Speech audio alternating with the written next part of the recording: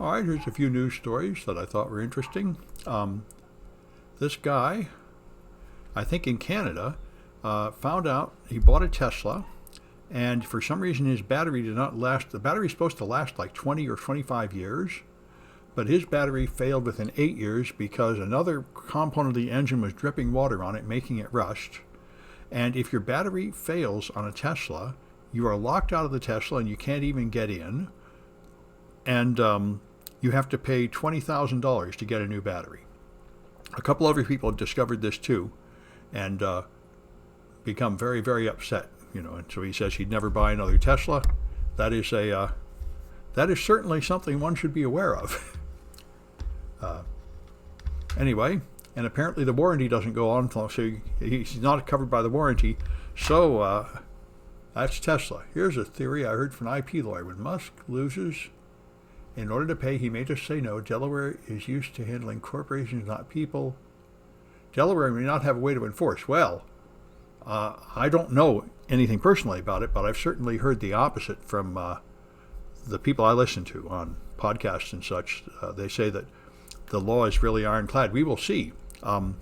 If that happens, and this is something I've heard Scott Galloway discuss, if it happens that Musk doesn't have to buy Twitter and doesn't get punished, then that will mean contracts essentially mean nothing, because he signed an ironclad contract agreeing to do that and waiving due diligence, saying he did not need to know anything more about the company. And then he tried to raise issues later, saying, I found out something I don't like about the company, so I want out. And that's in direct contradiction to the contract. So if he can just ignore that, then that will be a problem in business. We make people assign something being aware that the assigned contract doesn't mean anything. So anyway, we'll see. So almost nobody has gotten the COVID booster shot. I went and got it right away. I certainly recommend it. This shot is supposed to protect you from the new forms of COVID. And even if you're young, long COVID is no joke. And even though a lot of people do better with COVID, every time you get it, there's more chance of long COVID and all sorts of scary things. Brain damage, heart damage. You really don't want it. So I recommend getting the shot.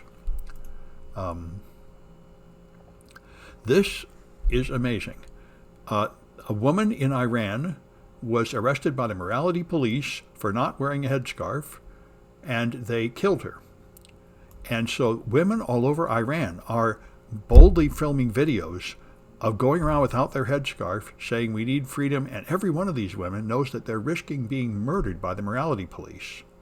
And if you watch a little later, various men start yelling at them, and men will come and slap you on the street, and they will take you away and kill you for not doing this. So it's amazing bravery what they're doing. So God bless them, but it doesn't look easy. It's quite a struggle there. And Iran has blocked their internet to stop people from organizing and doing anything, from organizing protests and such. So it's pretty gruesome there. This is a product sold on Amazon as Amazon's choice for you to store keys in and for it to be safe. And it's got a 3-dial lock and a hinge on the other side. And this guy demonstrates how to defeat both of those with using interesting techniques. He has a lockpick set, but he also, in this tool, which I guess he sells, he has a tool I haven't seen before exactly, sort of like a shim. This thing, maybe I can get a little better look at it.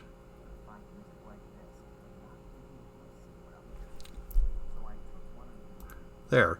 It looks just like a very simple tool with just a flat end, but he shoves that in and he can feel the internal parts of the lock moving around.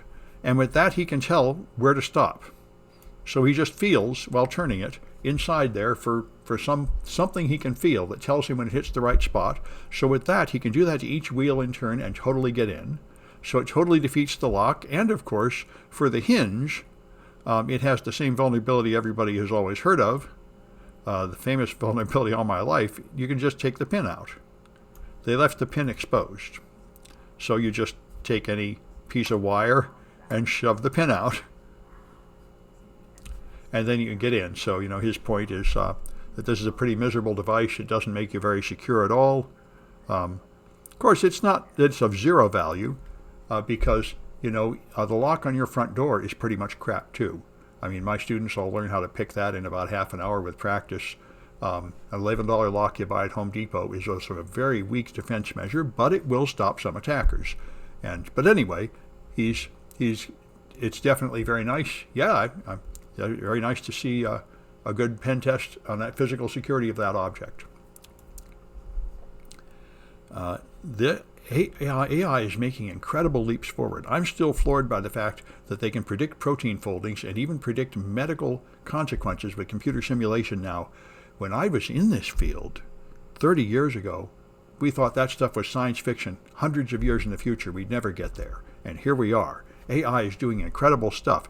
And now they've got AI that will recognize speech without even knowing what language you're speaking. It will figure out what language you're speaking and translate it to English, and you can run it on a normal computer. I might have to download this and try it. Now, they say, of course, if you don't have a high-power computer with big GPUs and stuff, it's slow.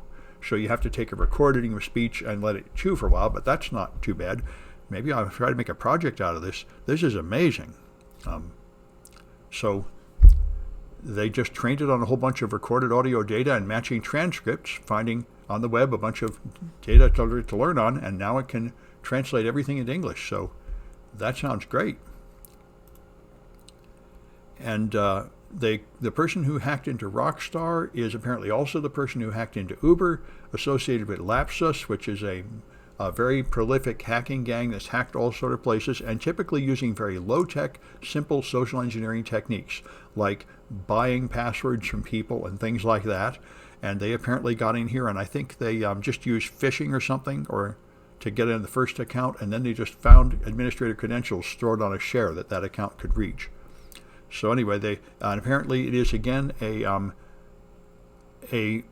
underage person in Britain, which is what one of the famous groups were. The link for the Whisper. Oh yeah, let me go back and bring that up.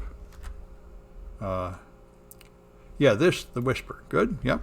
All right, and all these links are on my news page, but I'll put them in the chat. That's easier because anyway. So all right. So anyway, they caught him, an underage person in Britain. Responsible, quite a few hacks were done by underage gangs in Britain, quite a few famous ones, like Lulzsec. And this one sort of surprised me. You may remember a few weeks ago there was a power alert that they were running out of power in California because of the heat wave, and they told everybody not to charge your Tesla until, not to use any unnecessary electricity between 4 p.m. and 10 p.m.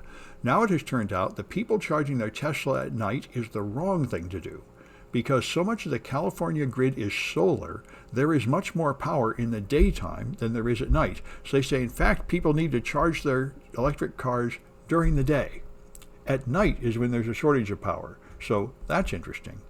Anyway, we'll see what comes of it all. We certainly need to upgrade our California grid and our national grid quite a lot to make all the power for all these electric cars we're all going to be using.